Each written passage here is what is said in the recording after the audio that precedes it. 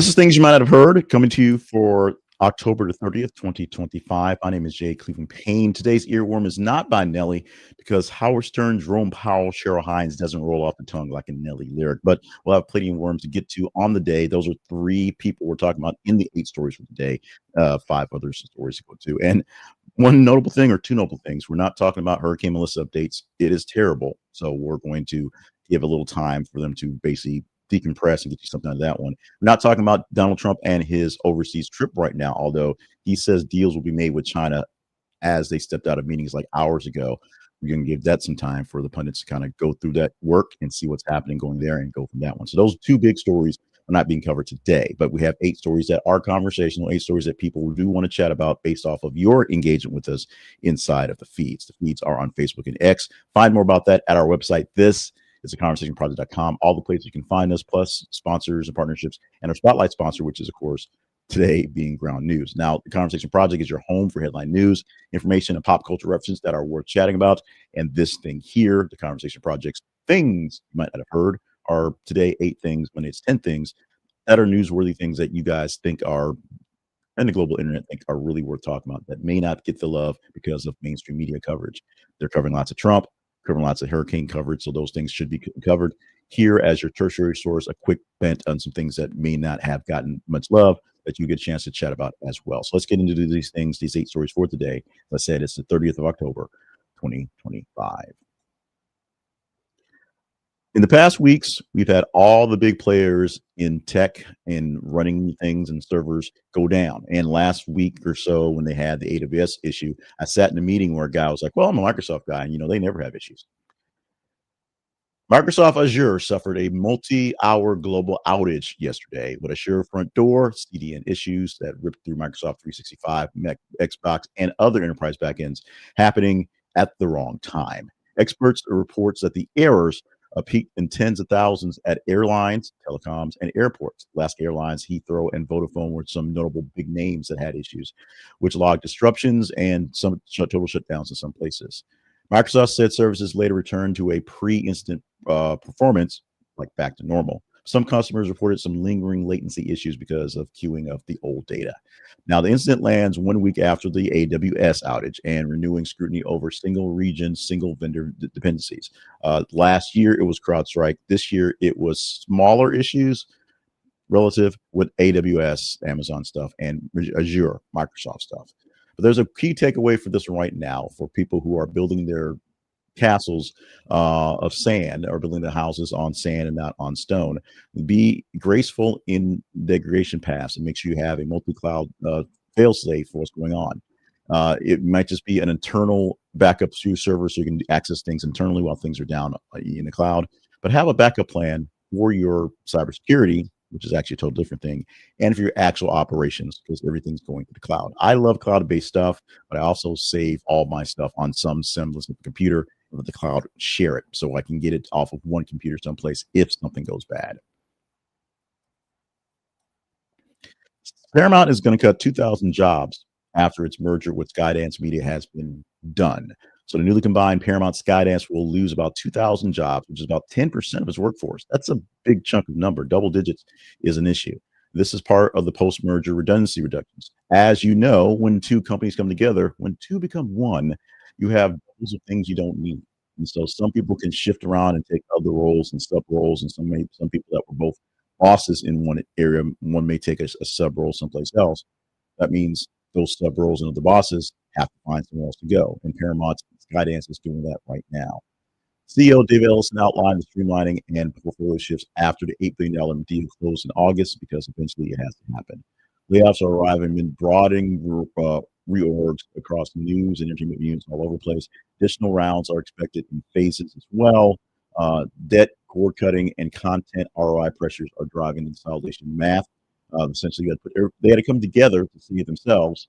Now they got too much of together, so they have to get rid of some of the stuff. You get married, you become a partnership, and you have 2 beds, 2 couches, 2 exercise bikes. Maybe you can fit 2 exercise bikes in the room together, but 2 sets of full furniture, 2 dining room sets, 2 full sets of dishes. What do? You put something in storage, you sell some off. If it's antique, you give it to another family member so they can hold on to it. You can't keep it all in the same place unless you just want to keep having two separate houses, which is not what the merger, the partnership, the marriage is about. So there's a lot going on in the world of job losses. And this is a story that's not quite a job loss yet, but there's still rumors about Howard Stern signing his contract and sticking around at Sirius XM. Howard Stern has multiple tabloid reports saying that the staffers are exploring other options, moving internally and maybe looking for some places to go, just in case 2026 rolls around in a few months and no contract is signed and if Stern leaves the channel, because that's what would bring them to their workplace, people listening and watching in some cases for video to have on Howard Stern. The chatter actually centers around the cost discipline and Stern's contract horizon, with no official decision being announced at all. Stern's expensive. Stern's a big deal. As a man who basically saved Sirius XM or Sirius or XM before they had their big merger, their big marriage, saving terrestrial radio and the genre itself, going off of regular radio and onto Sirius where he can basically say the swear words, also bringing with him at a time where people was trying to figure out what's up with this radio thing and satellite. Why am I paying for radio? He brought people in. This milkshake brought boys to the yard, and damn right, it was better than anybody else out there. However, now with the times are changing, Sirius has been around for, and Sirius been on the radio, XM, over 10 years, maybe almost 20, maybe that long. He's been there, escaping the wrath of terrestrial radio and the numbers and the regulations. So this is a good deal to know that the people behind that are trying to take care of themselves. However, business as usual is the message Stern is giving by his account and XM as well. Now we did have the prank a few months ago where Andy Cohen opened up Howard Stern 100 on the live show. It's like, I don't know what to tell you, but today it's Andy 101. We're doing this. And he went about 10, 15 minutes, and Stern's like, okay, that's enough. But maybe it's not so much a joke. Yes, it's tabloids. Yes, it's something for people to chat about. So we'll see if this is real-ish or not. But hey, how leaving the media? He's in his 70s. He's on his on. He should be on his back legs of what's going on. He should be one of the super motivators and super educators at this point going on. He's going strong as the main guy, which is maybe part of the problem. And Sirius XM, which I own stock in, which is doing better, but it's been extremely low for many years. It's doing better for me now, now that I sold it at a high cost and bought it back at low cost, is an issue. Meanwhile, Jerome Powell is in the news as he is announcing something big that makes Trump happy, but the latter part of the story may not. Fed cut its policy rate from 3.7% to 3.74% in a 10 to 2 votes. Basically, everybody wanted it, which is X has a cooling labor momentum, citing a cooling labor momentum and shut down data gaps to make this work out. But the chair of the Fed, Jerome Powell, said that markets need to actually make up what's going on because they're probably not going to cut any more this year, which emphasizes the fact that they don't have any actual data because of firing the people that do the data and the government shutdown to actually drive these wedges. They're just kind of going on their gut. Like I said, Donald Trump likes that. But however, you can't just go on your gut. If you go on your gut to make that play and the play doesn't happen, you can't just keep going on your gut because eventually you realize their defense is way too strong for you. You need to try some other things. Traders read that as a move of insurance, but not a news easing cycle, as the stocks were a little whipslashed yesterday dealing with this. The problem is the policy split is underscoring the committee's balancing of inflation progress and the growth risks. Growth would be great, although growth also brings inflation, but also comes in a turmoil where we just had, many big companies are saying they're firing people, Target and Amazon and UPS, and we just had a story today about Paramount Skydance, which may be media, and you may think, oh, they're just greedy, evil people who just want to feed us lies. But those are 2,000 people who are losing jobs soon. And so those people that can't all go through burgers, can't all do cybersecurity, can't all, stay home because they're not retirement age, and then live off the government, which isn't paying them their retirement age stuff. We need your help at the Conversation Project. We need you to like, share, and subscribe to the work we do, specifically to this thing right here, because What we're doing for things you might have heard, this is our main flagship of getting out the word of what we do. And if you like it, I know I did a good job with the news stories and with the conjecture of the day, and hopefully keeping it pithy. We try. We try. We don't succeed often, but we try. If you like it, the algorithms may see, hey, this is something worthy of sharing with folks, and they may share with other people. That's great. If you know like-minded people who love this type of stuff, share it with them. They may engage in it as well. That's great as well. If you like this and you want to get more of it, but it came to you sort of on a whim by a share or by the algorithms today, subscribe. We are producing this thing live weekday mornings from Monday through Friday on X, on Facebook, and on YouTube. On Facebook and X is also where we call our feeds. You'll see more from us where you will produce a news article link every 50 minutes or so for you to engage in. And as you check your Facebook and X, you engage in those stories, you give it a like, give it a heart or whatever, and you comment on it. That gives more engagement, so I know it's a story worth chatting about when we do the recap every single weekday morning. For YouTube, we do cut up some videos and we give you some hot takes that are not these videos and things like that throughout the day for you to engage in as well and talk about going forward. Also do that on TikTok as well. So if you want to see us in video form, we're there. Also, the website for where audio form is, where the newsletter is, where all the things are. We need you to be a part of the News Nation. Our growth has been so freaking wonderful lately. I am so happy with you guys.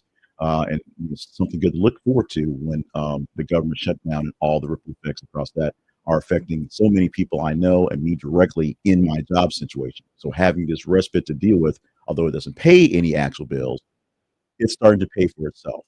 So help it pay for itself and help me feel better about the hours I spend every morning rolling this thing out by liking, sharing, and subscribing to the work we're doing.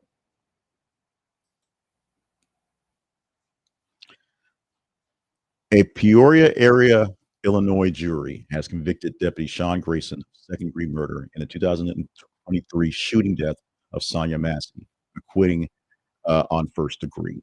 Now, the verdict carries a potential sentence of up to 20 years or probation under Illinois law. Prosecutors argued unjustified force after Massey called 911 and the defense cited fear and split-second judgment. This is a case where the officer went in to check on Massey because Massey thought that there's an intruder, and somewhere along the lines in the kitchen, she had a pot of hot water. She picked it up and she was shot in the process. Civil rights advocates call the case a bellwether for accountability in 911 response shootings because this is not a isolated incident. This happens more often than it should. Once is more often than it should, but there's so many cases that can be brought up on things like this, and the outcomes vary. Let's say it like that. You're not getting rid of Bad Bunny so easily, but you can ease the attention of the non-American American singing the halftime show by having a non-American saying a few days prior. Because the NFL is confirming that Sting will headline an official Super Bowl branded concert in San Francisco 2 days for the game. And they do this all the time. They do all this party type stuff because the game's on Sunday. So they bring all these folks in for the weekend, Thursday, Friday, Saturday. And Sting will headline a big concert on Friday to get people into the mood for their Bad Bunny on Sunday. Now, the booking lands amid the controversy and backlash to Bad Bunny's headline slot for the actual game, adding a legacy act to counterweight the weekend slate. Unfortunately, it's not Garth Brooks, not Dwight Yoakam. It's no, not those guys. It's an English dude. So there you go.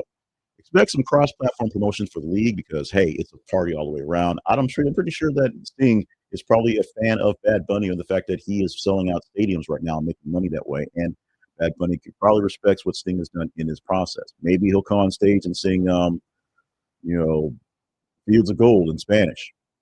I sure hope that doesn't happen. Maybe they'll do the police reunions. Everything you do is magic in Spanish. I'm pretty sure that's not happening either. But hey, it's Super Bowl week. Anything is possible, except getting rid of Bad Bunny as a halftime act. That's not happening. I recently celebrated a former work wife's birthday with a post on Facebook because you do that stuff. And this is a person that a very good friend of mine that we work together with, and literally because we worked early morning radio shifts, we were the first people we spoke to in the morning. We didn't speak to our actual spouses till breakfast time on a phone call later, and we had the conversation. So I sent her a happy birthday out there. And because you work together and whatever to do those things. Sometimes there are strains between actual work life balance relationships, your work wife husband relationship, and real relationships. Especially in this case, we're talking about Cheryl Hines and Larry David, where not only were they work wife and husband, they were like on screen by the camera, work wife and husband. But Cheryl Hines says she hasn't actually spoken with Larry David since they wrapped up Curb Your Enthusiasm. And the strain is basically tied to her actual husband, one Robert F. Kennedy Jr. She stressed that continued affection to him, Larry, obviously to Robert, but she admitted that the personal politics mix had complicated things. You may know Larry David as a crank in his writing. You may know him as kind of a crank in lower life as he tries to put on a persona. You may know him as a pretty liberal dude and not a big fan of the RFK Jr. lifestyle. There you go. Hines was, of course, criticized in interviews for focusing on RFK Jr. over her forthcoming memoir, talking about how my husband's great as opposed to the work I'm doing here because she was selling her book, not so much her husband who does so well in selling himself very poorly. Now the industry has a takeaway about what's going on. She's on a press tour and it's being hijacked by this shadow, the looming shadow of the well-tanned Robert F. Kennedy Jr. She can't really push her book. What's going on? You probably will see more details about the strife that's in the strain between the relationship of some fairly good working folks because of the real world. A lot of people were worried about seeing, what would happen if Cheryl Hines actually was the first lady and how she'd actually play up as a first lady with a RFK Jr. as the next president. People are curious about that.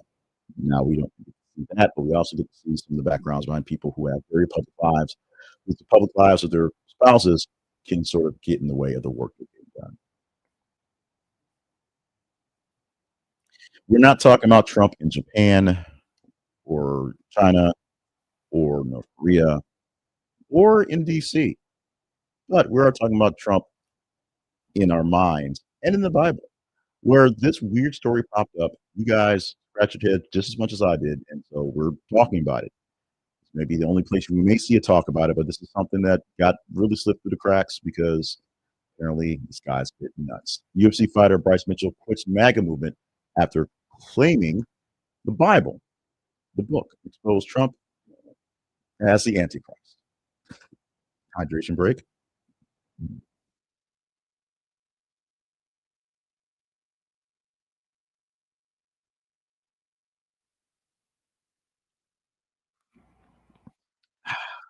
We're so close to being right in the time, but we're going to go long because, yeah, this one takes a bit of a breather, bit of a wash as we go into this one because someone is calling out Donald Trump, not the vessel you would expect, but hey, we are talking about it.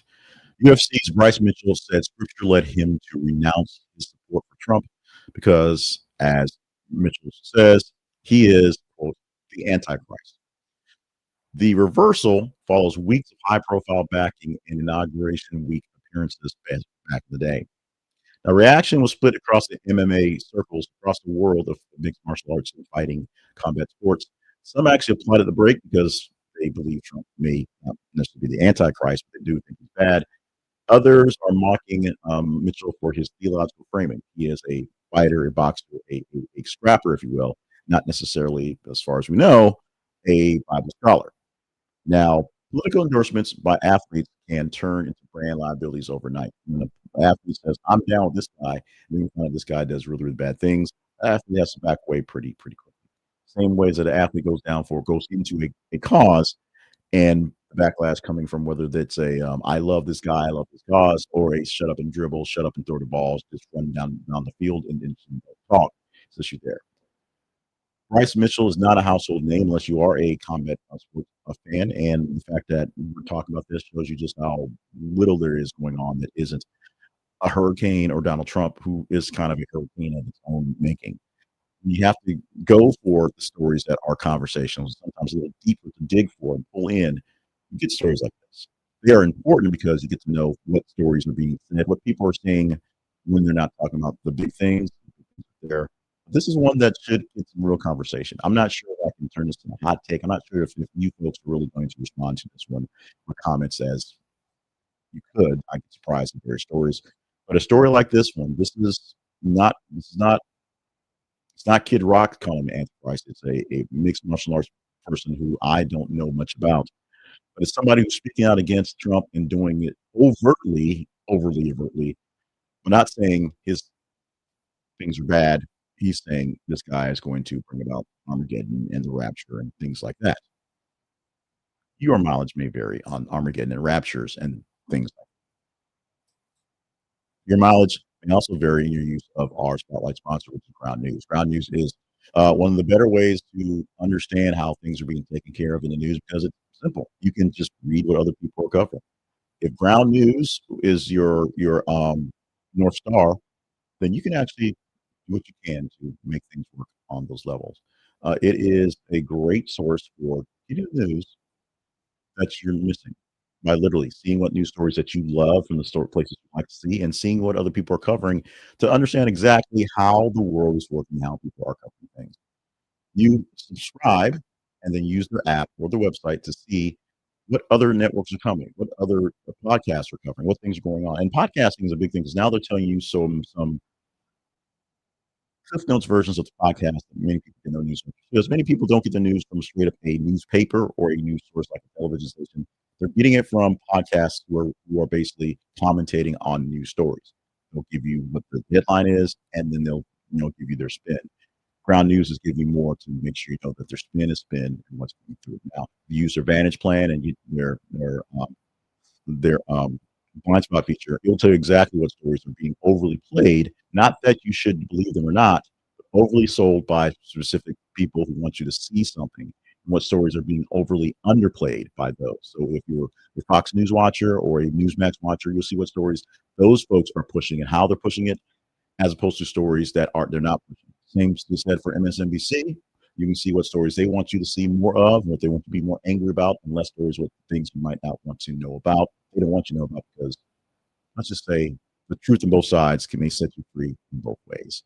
Check it out with our affiliate link. You get a small commission. You get 40% off their news plans. This is conversationproject.com/ground news. This is conversationproject.com/ground news. And we get a small commission. This is an affiliate link, so we thank you for supporting them. You got a website for more sponsors. We get small affiliate pay from them, and partnership programs directly pay into the partnership program. We're going to work on revamping those programs and trying to find more ways to make them work for you, because we want them to work for you. However, to be honest, government shutdowns and other things beyond my control are sort of getting in the way of putting stuff into this. So with that, we're going to wrap up. We're going long, so we're just going to continue to go along. I have Gilbert Glenn on from Knoxville. Thank you so much, Gilbert. You showing Gilbert, Mr. Glenn, you showing up here and commenting live and just listening to me ramble at 5:30 in the morning is what gives me life. Thank you so much for joining us here, and thank you for the comments you've given in the past and for popping in and out. I have not been consistent. I will work better hard for you, Mr. Glenn, and all the folks who are watching this live. We have 72 viewers between the X and the YouTube, the bot, if you will, who are popping in here. So thank you for that one. Now we're going to do our best to revamp some of the partnership stuff, and it's two parts. One is via Buy Me a Coffee. The other is your YouTube memberships. And just a queue. YouTube memberships are always a slight bit cheaper based off the queue than the Buy Me Coffee. I don't care what you use. It's just simpler, it's easier. So it has an incentive for YouTube, and it counts towards my YouTube numbers. That is a positive as well. So there's that. So if you want to know more details, a lot of so. This is theconversationproject.com is our website home. All the things that I rambled about in the last 90 seconds, almost 2 minutes, are there to be found. Links to past episodes, links to our origin story, links to sponsors and partnerships, links to other things to see us where we are. Our email address for chatting up more things is the conversation inbox at gmail.com and facebook.com and x.com, the feeds, if you will, where we put these things as live videos.